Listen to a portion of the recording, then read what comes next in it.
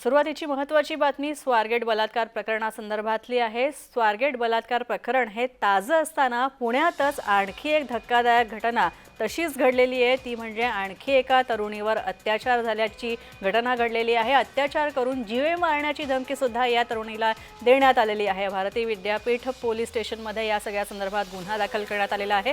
Bharati Vidyapeeth police स्टेशनमध्ये याचा गुन्हा नोंदवण्यात आलेला आहे। 20 दिवस उलटून सुद्धा आरोपी मात्र या सगळ्या प्रकरणातला मोकाटच आहे। नुकतीच स्वारगेटमध्ये एका तरुणीवर बलात्कार झाला होता। ही घटना हे प्रकरण ताजं असतानाच आणखी एक गुन्हा पुण्यात घडलेला आहे। आणखी एक घटना बलात्काराची घडलेली आहे। स्वारगेट नंतर आता आणखी एका तरुणीवर अतिप्रसंगाची घटना घडलेली आहे आणि तिला वरून जीवे मारण्याची धमकी सुद्धा देण्यात आलेली आहे। खरं तर या अत्याचाराच्या घटनेला 20 दिवस उलटले, मात्र तरी सुद्धा आरोपीला अजून पकडण्यात आलेला नाहीये। भारती विद्यापीठ पोलीस स्टेशनमध्ये या सगळ्या संदर्भात गुन्हा नोंदवण्यात आलाय।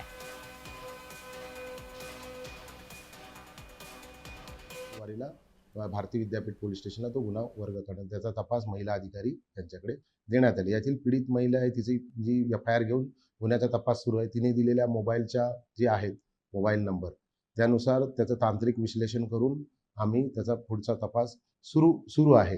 यातील काही अडचणीमुळे मोबाईल बंद असल्यामुळे आम्हाला थोडीशी ती अडचण येत आहे, परंतु आणखी त्याचा तांत्रिक तपास करून आम्ही आरोपींपर्यंत निश्चितच जाणार आहोत आणि आरोपीला लवकरात लवकर अटक करू।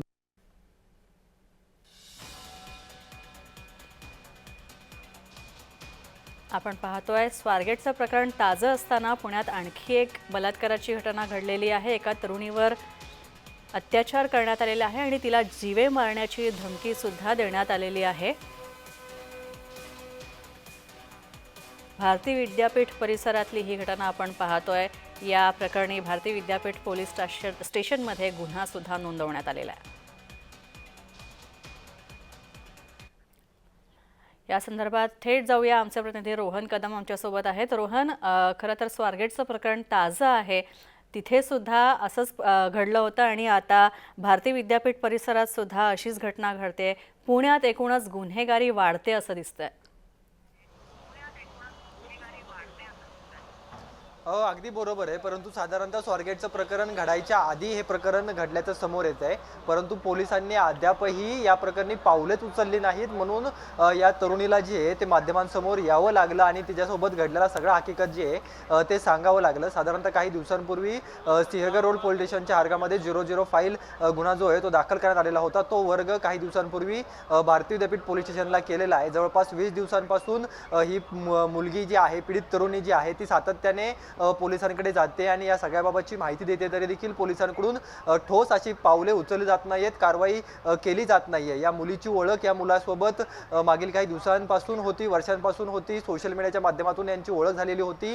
त्यानंतर काही फोटोज जे आहेत ते या तरुणीचे त्यांनी घेतले आणि त्यानंतर वारंवार जे आहे ते अत्याचार या मुलीवरती झाल्याची माहिती मिळते। तसेच मारहाण करून फोटो व्हायरल करण्याची धमकी देत लग्न कर असं देखील त्या मुलाकडून वारंवार त्या मुलीला सांगितलं होतं, परंतु या सगळ्या घटनेच्या माध्यमातून या मुलीवरती अत्याचार झाल्याचं स्पष्ट झालं। त्यानंतर गुन्हा जो आहे तो या तरुणाविरुद्ध दाखल झाला। तो वारंवार त्या तरुणीला ब्लॅकमेल जो आहे तो करत होता, परंतु या सगळ्यामध्ये मुख्य भूमिका जी आहे ती पुणे पोलिसांची आहे, परंतु पुणे पोलिसांनी अद्यापही याबाबत ठोस उपाययोजना किंवा ठोस पावले उचलून आरोपीला जे आहे ते बेड्या ठोकलेल्या नव्हत्या। त्यामुळे हे सगळं प्रकरण तिला माध्यमांसमोर येऊन सांगावं लागलं आणि त्यानंतर या सगळ्या प्रकरणाला वाचा फुटलेले पाहायला मिळते। आता पोलिसांनी देखील या सगळ्याबाबतची भूमिका जी आहे ती त्यांनी मांडलेली आहे आणि लवकरात लवकर या सगळ्या संदर्भात आपण अधिक माहिती तुमच्याकडनं पुढे घेतच राहू। मात्र तुर्तास धन्यवाद।